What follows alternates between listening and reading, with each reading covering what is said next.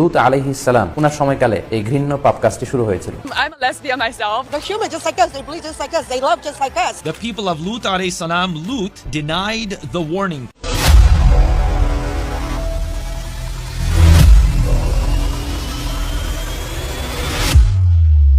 আজকে এই গল্পটা এমন এক কাহিনীকে কেন্দ্র যা আব্রাহামিক রিলিজিয়াস স্ক্রিপচার্সে বর্ণিত সবচেয়ে ভয়ঙ্কর ঘটনাগুলোর মধ্যে একটা নির্দিষ্ট জাতির উপর সৃষ্টিকর্তার এমন এক ধ্বংসলীলা যেখানে প্রথমে প্রচন্ড শব্দের আযাব, তারপর সম্পূর্ণ নগরকে শূন্যে তুলে একেবারে উল্টে দেওয়া, আর সর্বশেষ সৃষ্টিকর্তা কর্তৃক চিহ্নিত বিশেষ পাথরের বৃষ্টিপাত, সেখান থেকে অগ্নিকাণ্ড, আর তারপর সবকিছু পুড়ে ছাই হয়ে যাওয়া। আজ থেকে 5000 বছর আগে এই ঘটনার বর্ণনা পাওয়া যায়। সেটি বর্তমান ফিলিস্তিনের পাশে মৃত সাগরের উপকূল নগরীর এক হারানো সভ্যতা, যেখানে এখনো সালফারের পাথর পাওয়া যায়। তীব্র দাহ্য এই পাথর 115% পিওর। বিজ্ঞানীদের মতে সূর্যের চেয়ে উত্তপ্ত হবার ক্ষমতা সম্পন্ন, যেখানে এখনো লবণের পাথর হয়ে দাঁড়িয়ে আছে এক স্তম্ভ।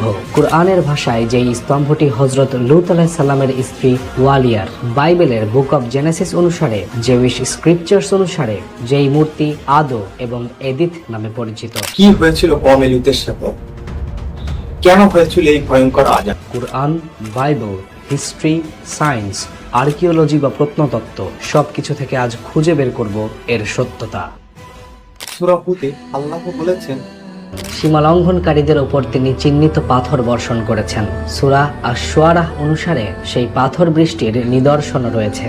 বাইবেলের বুক অব জেনেসিস অধ্যায় 18 শ্লোক 20-21 বলা হয়, তাদের চিৎকার তাদের পাপের চেয়ে বেশি ছিল না। এই ভয়ঙ্কর আযাবপ্রাপ্ত জায়গাটির নাম সাদম এবং গোমরাহ, যেই জায়গাটি শূন্যে তুলে প্রচন্ড জোরে উল্টে দেওয়ার পর তৈরি হয় দি ডেড সি, পৃথিবীর স্থলভাগের সর্বনিম্ন স্থান, যেখানে এখনো কোনো কিছুই জন্মে না, না প্রাণী না গাছ।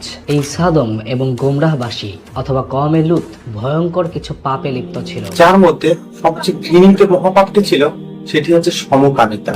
বিভিন্ন গ্রন্থ এবং প্রাচীন ঐতিহাসিক স্ক্রিপচার্স থেকে পাওয়া তথ্য মতে তারাই ছিল এই চরম ঘৃণিত মহাপাপের সূত্রপাতকারী, কুরআনের ভাষায় সীমা লঙ্ঘনকারী। 1975 সালে সিরিয়ার হিমস প্রদেশের ইবলা শহরে প্রাচীন এক রাজপ্রাসাদের ধ্বংসাবশেষ পাওয়া যায়। ধ্বংসপ্রাপ্ত পাঠাগারে পাওয়া যায় 7000 পোড়া মাটির লিপি, যার মাঝে একটি লিপি ছিল গুমরাহের রাজা বীরসার। কিউনিফর্ম লিপিতে লেখা রাজা বীরসার এই লিপি থেকে জানা যায় কওমে লূতের রাজধানী ছিল গুমরাহ অথবা আমুরা। কিন্তু কওমে লূতের অস্তিত্ব প্রমাণ করতে শুধু পোড়ামাটির লিপি যথেষ্ট নয়, আরো তথ্য দরকার। ডেড সি এর পশ্চিমে ইসরায়েলি অংশের এক গুহায় হিব্রু এবং কিউনিফর্মে লেখা কয়েকটি প্রাচীন বই পাওয়া যায়, যার ভেতর ধাতব পাতে লেখা একটি বইতে স্পষ্ট করে সাদম এবং গোমরাহ নগরীর কথা বলা আছে ভয়ঙ্কর অগ্নিকাণ্ড এবং ডেড সি বা মৃত সাগরের জন্মের ইতিহাস।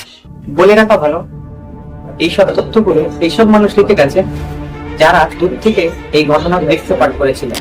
আমার এই কথার প্রমাণস্বরূপ বাইবেলের বুক অব জেনেসিস অধ্যায় 19 শ্লোক নম্বর 27 অনুসারে ফিলিস্তিনের পশ্চিম তীরে অবস্থানরত ইব্রাহিম আলাইহিস সালাম অথবা আব্রাহাম একটি ওক গাছের নিচে দাঁড়িয়ে এই ভয়ঙ্কর আযাব পরবর্তী দৃশ্য দেখেছিলেন। এছাড়াও হযরত লূত আলাইহিস সালামের স্ত্রীর এই মূর্তি কুরআন এবং বাইবেলে বর্ণিত ঘটনার সাক্ষ্য বহন করে। কিভাবে? আসুন বলছি।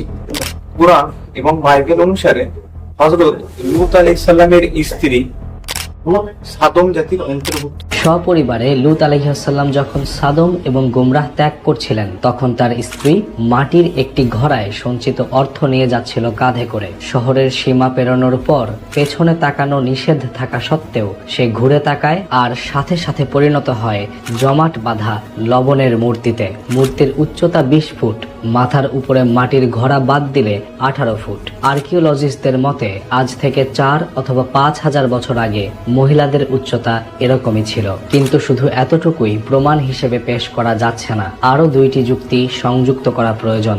1, লবণকে জমাট বাঁধিয়ে মূর্তি তৈরি কোনো মানুষের কিংবা পার্থিব সিভিলাইজেশনের পক্ষে সম্ভব না।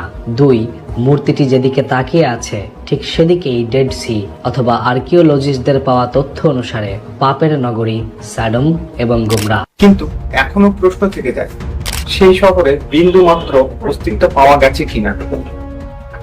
আযাবের নমুনা পাওয়া গেছে কিনা, প্রমাণ মিলছে কিনা, আসুন বলছি।